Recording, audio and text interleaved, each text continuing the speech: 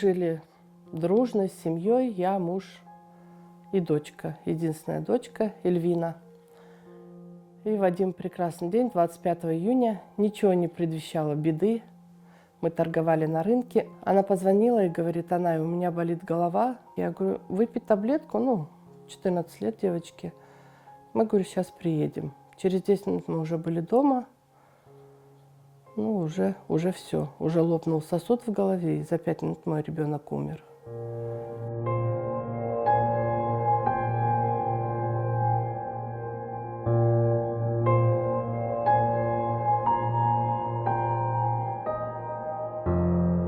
Детей нет, смысла в жизни не было вообще. Ездила на мезарлык чуть ли не каждый день.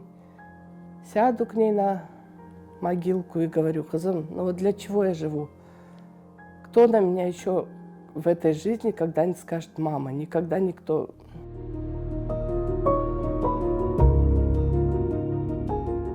У нас в Джанкое у мужа есть тетя.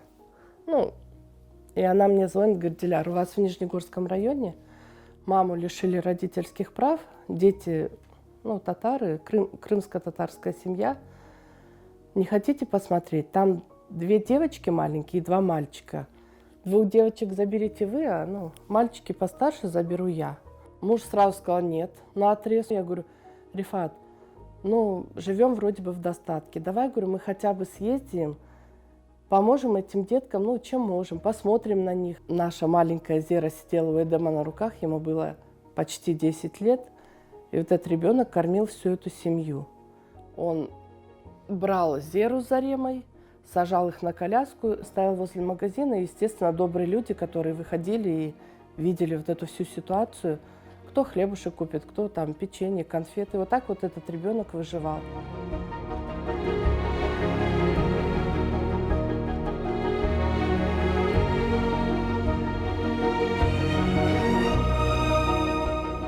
Мы приехали домой, дети, Зера у меня на руках, все остальные побежали в огород, начали есть буряк сырой, кабачки сырые. Я же говорю, кукуруза у нас росла. Я села, и муж говорит: Рифат, что мы натворили? А он говорит: вот эти дети, они вернут тебя к жизни, именно они. Когда я уже вечером обнимала, ложилась, обниму этих деток, и вот чувствую сердцебиение вот этих вот 2 девочек. Это было, конечно, я даже не могу передать, что с первого дня, с первой минуты они меня начали называть Анай. И вот так вот у меня вместо одной единственной моей дочери появилось сразу 4 деток.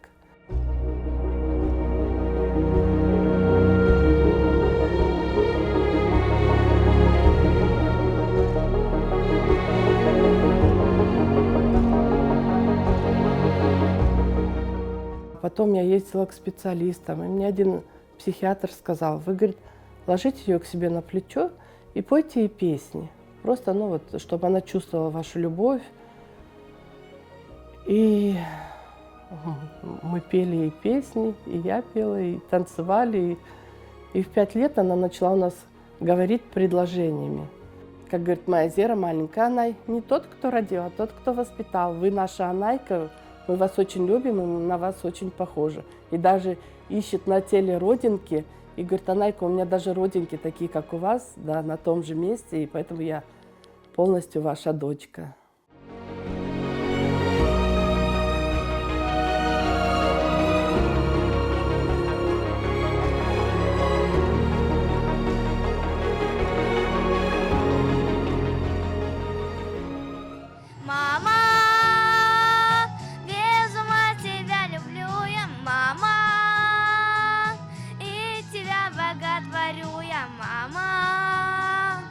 Я без взгляда твоего, как птица без крыла.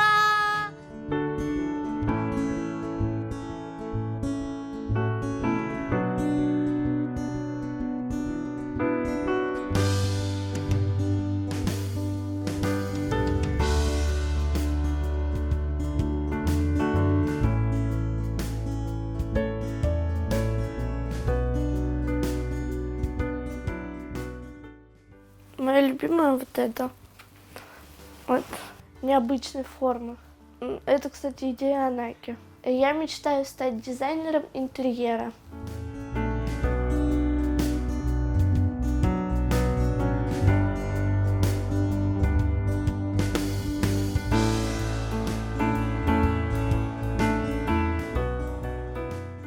Я всегда говорю, выйдите замуж, чтобы Анайке было приятно за вас, чтобы сказали, Анайка их всему научила. Даже если мы с бабаем куда-то уедем, к нам приедут гости, я никогда не переживаю, потому что мои девочки могут все испечь, накрыть на стол. Зера у нас очень любит печь, да, Зерочка? Зарема у нас умница, она сейчас очень красивую форму сделает на пирожках, на булочках.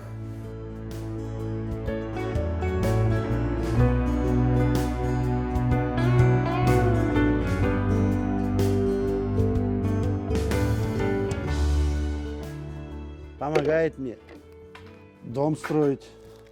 Вместе строим. Ну, ему это все останется. Если женится, вдруг не уедет. Сейчас. Дальше. Останешься здесь? Все время здесь, да?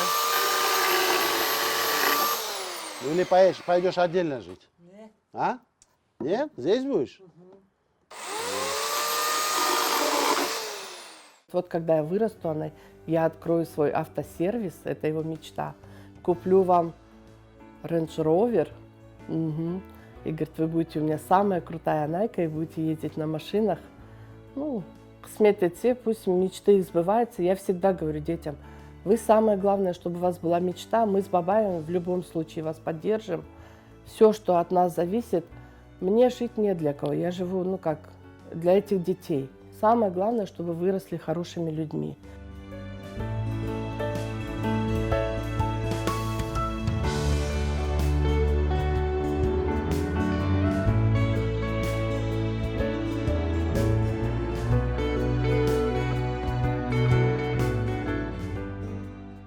У нас село, и, можно сказать, Мезарлык не очень ухоженный. Если я выиграю в этом конкурсе, мы общими усилиями, силами, Джемат нам поможет, Желябовки, я хочу огородить этот Мезарлык и поставить там забор.